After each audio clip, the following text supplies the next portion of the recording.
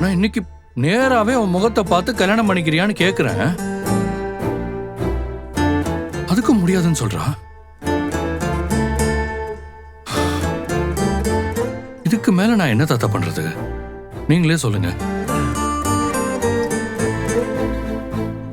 Accident ஆகி பழைய விஷயங்கள் எல்லாம் மறந்து போனா கூட அவன் பிடிவாதம், இந்த பிடிவாதத்தை மட்டும் அவன் இன்னும் விடவே இல்லை.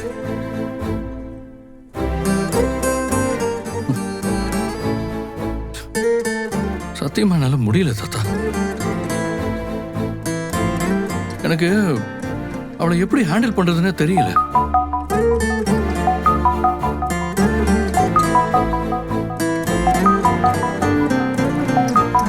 ஒரு நிமிஷம் தாத்தா.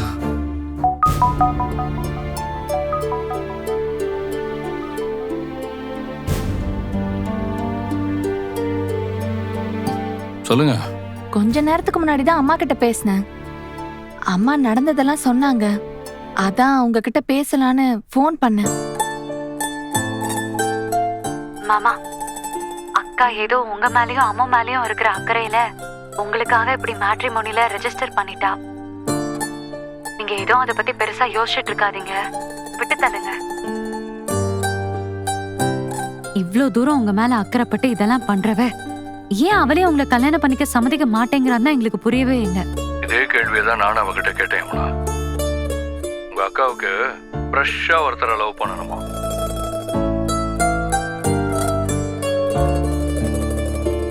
என்ன மாதிரி ஏற்கனவே லவ் பண்ணி கல்யாணம் முடிஞ்ச ஆள்லாம் அவளுக்கு வேணாமா? நான் ஏற்கனவே லவ் பண்ணதும் கல்யாணம் பண்ணதும் அவ்வளவுதாங்கிறத நான் எப்படி அவளுக்கு புரிய வைப்பேன்? எனக்கா காவேரி பொண்ணு பாக்குறாங்கிற விஷயம் மட்டும்தானே உங்களுக்கு தெரியும். காவேரிக்கு நான் மாப்பிள்ளை பாக்குற விஷயம் எல்லாம் உங்களுக்கு தெரியாதுல்ல? காவேரிக்கு நீங்க மாப்பிள்ளை பாக்குறீங்களா? என்ன விஜய் சொல்றீங்க?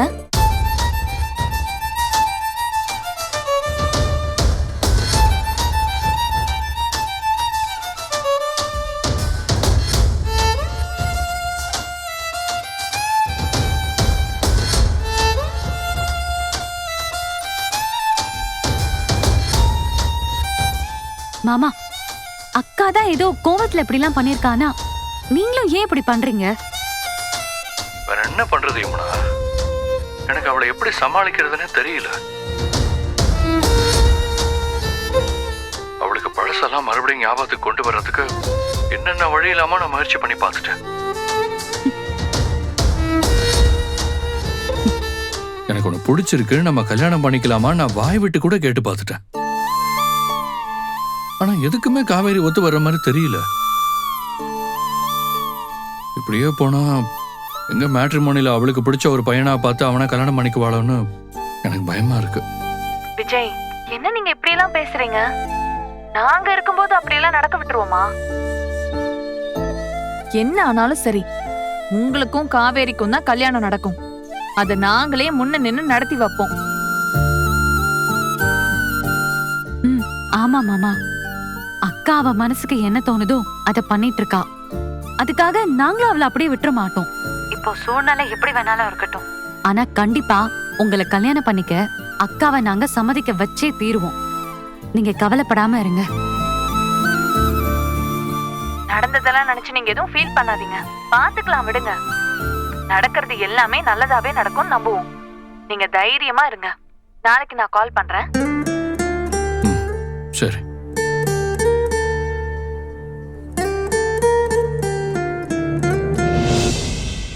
ஏண்டி, நான் தெரியாம தான் கேக்குறேன். உனக்கு என்ன புத்திகிதி கெட்டு போச்சா?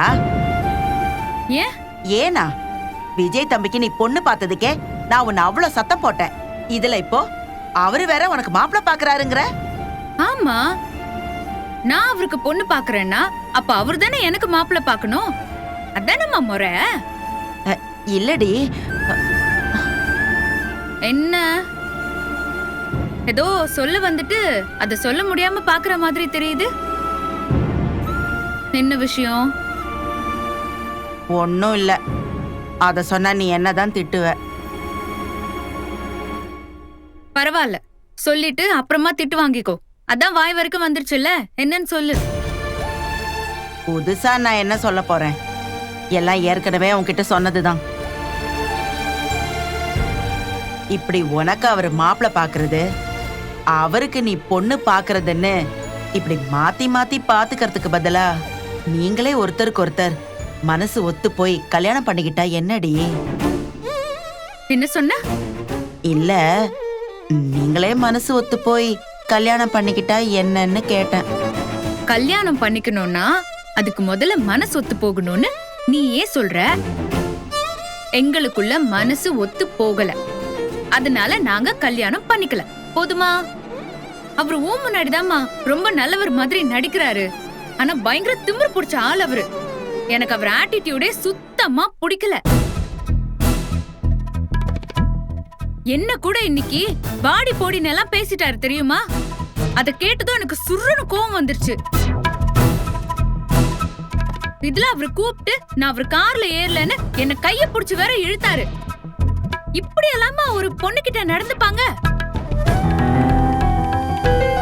அவர் கார்ல ஏற சொல்றப்போ நான் ஏற முடியாதுன்னு சொல்றேன்னா அது என்னோட முடிவு, என்னோட ரைட்ஸ்.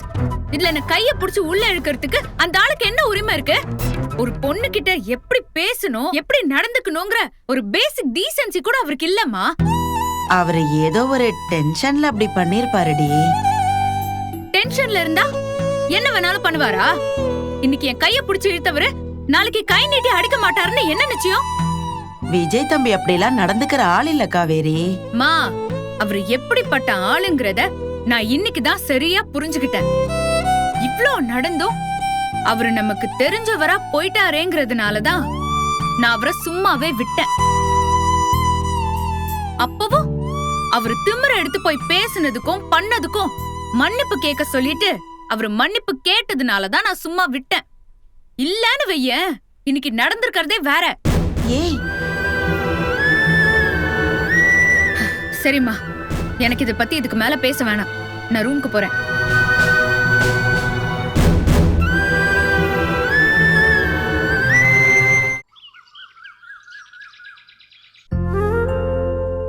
ஏய் இந்தாடி சாப்பாடு எடுத்துக்க.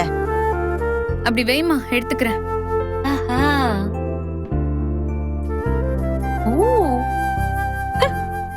ஏண்டி, ஸ்கூலுக்கு நேரமாச்சு, இன்னும் கிளம்பாம என்னடி நின்னு போனை நோண்டிட்டு இருக்க?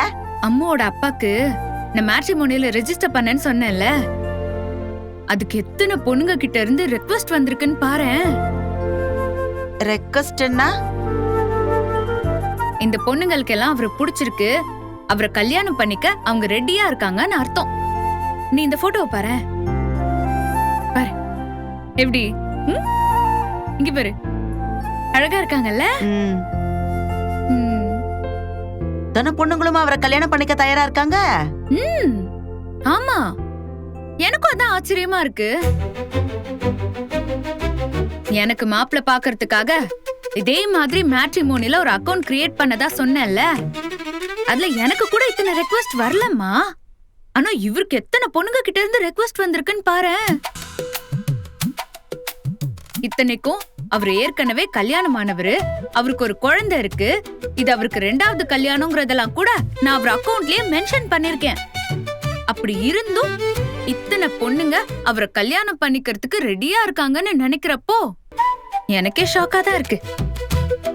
இதுல ஆச்சரியப்படுறதுக்கு என்னடி இருக்கு? அவர் அழகா இருக்காரு, அதனால அவரை கல்யாணம் பண்ணிக்க இத்தனை பொண்ணுங்களும் தயாரா இருக்காங்க. அவர் அழகா இருக்காருன்னா அப்ப நான் பார்க்க நல்லா இல்லைன்னு சொல்ல வரியா? ஏய், நான் அப்படியெல்லாம் சொல்ல வரலடி. நீ சொல்றது அப்படிதாம்மா இருக்கு. உன் மனசுல நீ என்னதான் நினைச்சிட்டு இருக்கேன்னு தெரியல. வர வர நீ என்ன ரொம்ப டேமேஜ் பண்ற. அதுலயும் இந்த ஆளோட விஷயத்துல நீ அவருக்கு மட்டும் தான் சப்போர்ட் பண்றியே தவிர கொஞ்சம் கூட நீ என்ன மதிக்கவே மாட்டேங்கிற. அப்படியெல்லாம் இல்லடி, அந்த தம்பி பார்க்க அழகா இருக்குமே, அதான் நிறைய பொண்ணுங்க அவரை கல்யாணம் பண்ணிக்க ஆசைப்படுறாங்கன்னு சொல்ல வந்தேன். நீ எதுவுமே சொல்ல வேண்டாமா. உன்கிட்ட போய் இதெல்லாம் சொன்னேன் பாரு. ஸ்கூலுக்கு கிளம்புற நேரத்துல என்ன டென்ஷன் ஆக்கிட்டு நான் கிளம்புறேன். ஏய் இந்தாடி.